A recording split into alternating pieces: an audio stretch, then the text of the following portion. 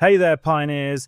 In this video, I'm going to show you how to find the Tadpole Blueprint in Subnautica 2.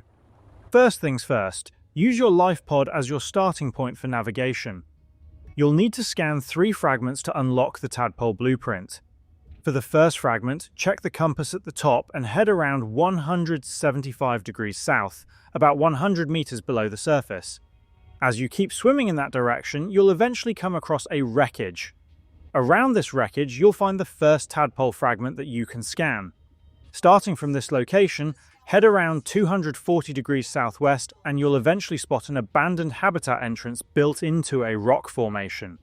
You'll know you're in the right spot because there will be several jellyfish-like creatures surrounding the area.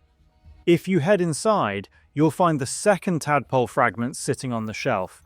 Now turn around from the entrance and keep swimming forward a bit farther past this shipwreck. Underneath the clam leviathan, you'll find the final tadpole fragment. These 3 are some of the easiest tadpole fragments to collect early in the game. And that's how to find the Tadpole Blueprint in Subnautica 2. Please do drop a like and subscribe, it really helps the channel grow, and I'll see you in the next tutorial. Thank you so much for watching.